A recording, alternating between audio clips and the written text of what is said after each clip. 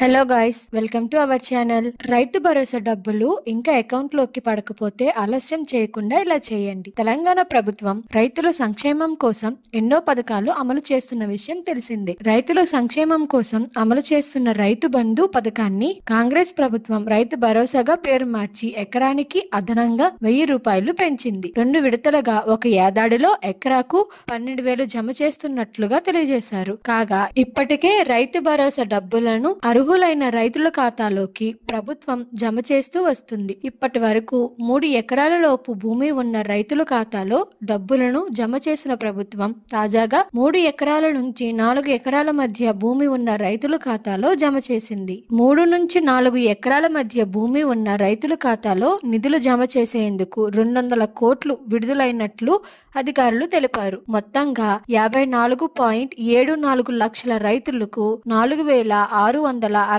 కోట్లకు పైగా నిధులు మంజూరు చేశారు. ఈ నెలాఖరులోపు రైతుల ఖాతాలో నిధులను మంజూరు చేస్తామని ప్రభుత్వం చెబుతుంది. కొన్ని సాంకేతిక కారణాలతో పాటు అకౌంట్ నెంబర్లు తప్పు ఇవ్వడం లాంటి వాటి వల్ల ఎకరం వరకు భూమి ఉన్న రైతులకు కొంతమందికి ఇప్పటి వరకు నిధులు జమ కాలేదు. కాగా ఇటీవల అగ్రికల్చర్ అధికారులు ఆయా రైతుల నుంచి సరైన వివరాలను సేకరించారు. మార్చి 25వ తేదీన వారి ఖాతాలో కూడా డబ్బులు క్రెడిట్ చేసేందుకు ప్రభుత్వం వెల్లడించింది. ప్రభుత్వం ఈ నెలాఖరు వరకు అర్హులైన ప్రతి రైతు ఖాతాలో నిధులు జమ చేస్తామని చెప్పుకొచ్చింది. కొత్తగా పాస్బుక్ పొందిన రైతులకు ఈ పథకం ద్వారా ఇంకా నిధులు అందలేదని, వారు తమ బ్యాంకు ఖాతాలను తనిఖీ చేయాలని అధికారులు సూచించారు. బ్యాంకుకి వెళ్లి ఉద్యోగులను అడిగితే వారు పూర్తి వివరాలు చెబుతారు. ఒకవేళ అకౌంట్ కి పాస్బుక్ వివరాలు లింక్ చేయకపోయి ఉంటే వెంటనే చేయించుకోవాలి. తద్వారా డబ్బులను ఉద్యోగులను అకౌంట్ లో జమ చేస్తారు. 3 ఎకరాల లోపు భూమి ఉన్న